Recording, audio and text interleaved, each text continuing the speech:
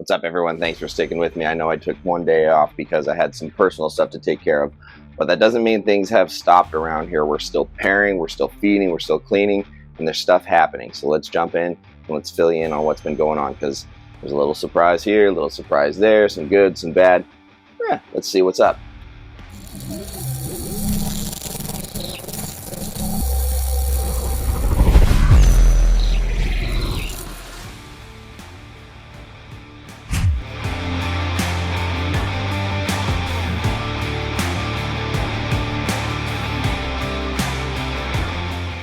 All right, so as you know, it is more or less springtime, and it's time where colubrids are up and we're feeding and we're pairing and separating and doing all the good stuff.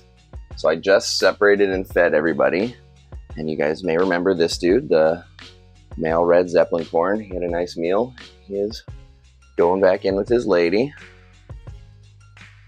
and they've been getting nice and cuddly. She's been putting on some good size.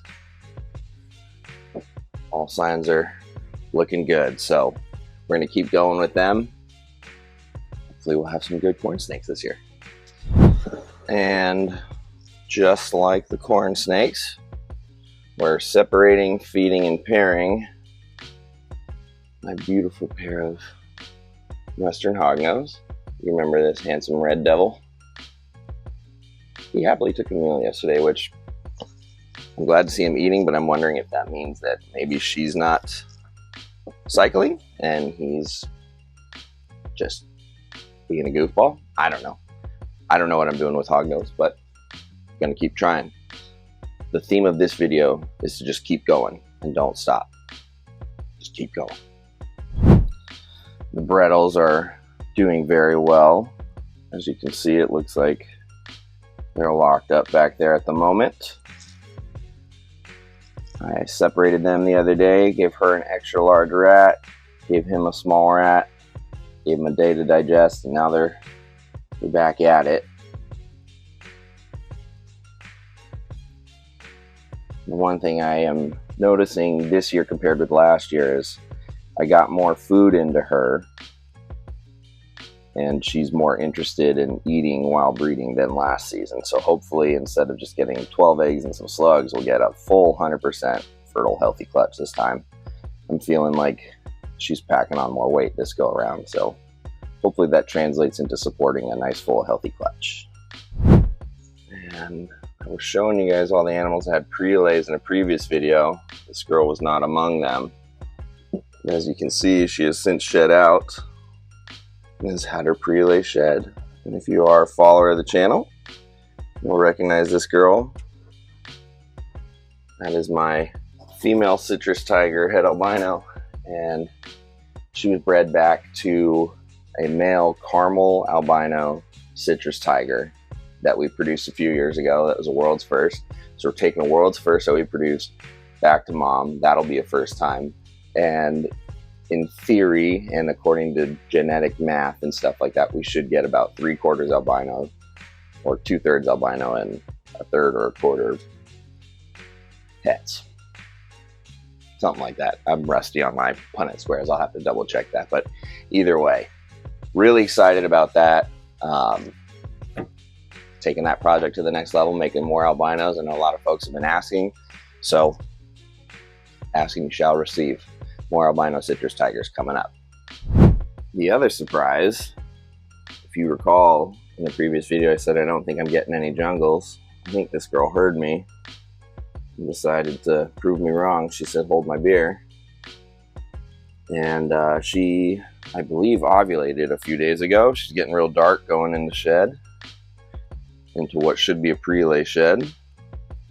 And we'll have, with any luck, a nice clutch of jungles to sport for this year, and it will be a repeat of what produced one of the ocelot clutches last year. This is mother of one of those ocelot jungle clutches. You can see she got the stripe that I like. You can see where you can see where a lot of that ocelot stuff came from. Yeah, she's pretty cool. All right, now for the Apodora update of this video. This is Fluffy's enclosure, as you guys recall. She's still spending all her time in there. She actually took a rat for me last week, which, I'm not gonna lie, I was a little bummed to see. I thought if either of them had a chance, she would be the one who's behaving to be gravid. That being said, it's not impossible for her to be gravid just because she ate, but I don't know. The gal down here, Oracle, she's the one who I actually see out and about a little bit, not all the way out, just a little, but has been refusing food still. So not necessarily behaving gravid, but like, I don't know. They're like doing opposites, but they're confusing. At least they're sweethearts and pretty to look at. I enjoy them and I love them, and one day I hope to breed them, but for now I'm still just trying to understand them. Whatever. So with any luck, in the next few days we'll get her clutch on the ground, get an albino Darwin clutch to kick us off for the 2025 season, and then followed by a couple Papuan carpet clutches, citrus tiger clutch, jungle clutch, bredli's clutch. We'll see if some corn snakes sprinkle in there, maybe some hognose interject their way into the limelight. Who knows? I'm not even going to speak on the Apodora. I've said too much. Don't want to upset the snake gods. But yeah, still breeding even though we're in March. It is a little bit later than things normally go, but the snakes don't follow the rule book. They didn't read it. They do what they want. They cycle how they want, and every year is a little different. So just got to keep going. Don't pull males too early. Pay attention to your females. Just keep grinding. That's how we do it. And I'm sure you've noticed this enclosure is empty. Yeah, that does mean my male passed away. Basically, there's too much substrate in these enclosures. What I thought the temperature was at, it was not. It was a bit lower.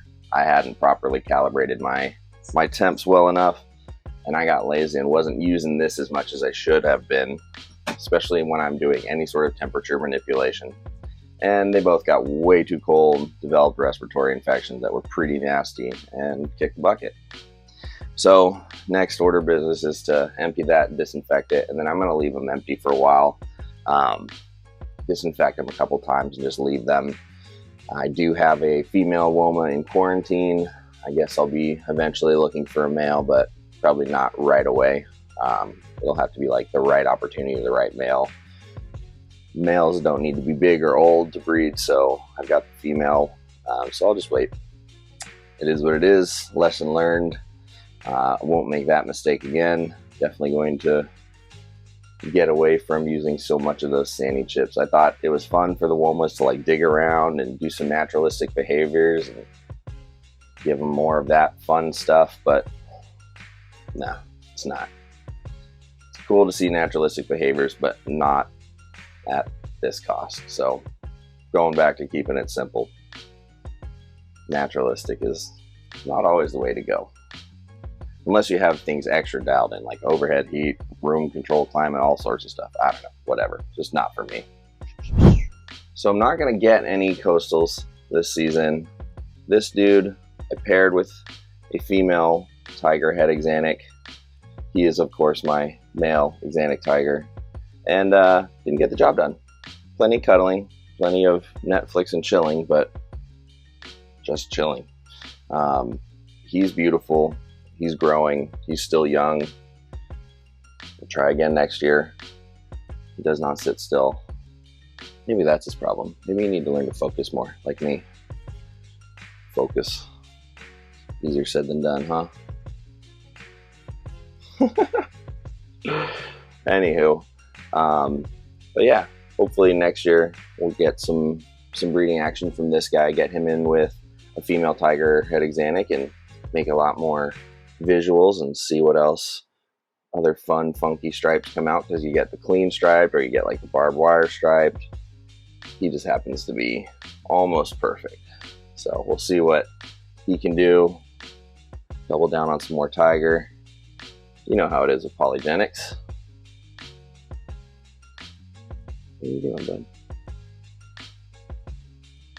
All right, and on that note, wish me luck with eggs, hopefully very soon. In the next few videos, we should start seeing clutches drop, and I'll be pulling eggs. You guys will be coming with me. We'll use that mount where you can be right in my POV, and we'll try and get some cool footage. But on that note, I will catch you guys in the next one. So go give my sponsors a follow, Reptile Husbandry Designs. Go check them out. Use code RR10 at checkout to get you a little 10% discount on some of that amazing 3D printed reptile husbandry awesomeness. Use code Riley50 over at Reptiles Express if you're going to do any shipping this year to get you 50% off up to 10 shipping labels per customer off of those hefty FedEx rates. Pretty good savings. If you ship with Reptiles Express regularly, you'll get more and more savings over time. Your discount will get better, and they'll keep taking care of you no matter what. They're the best. So don't sleep on Reptiles Express. All right, I had to put that guy away. He's too crazy. I can't do this with him. Go check out my sponsors, Reptiles Express and Reptile Husbandry Designs. Use those discount codes. Once you've saved some money, go get yourself a membership over at USARK in USARK, Florida. They're the only legislative body of folks working to keep unjust reptile legislation off the books. So they're supporting us. The least we can do is support them.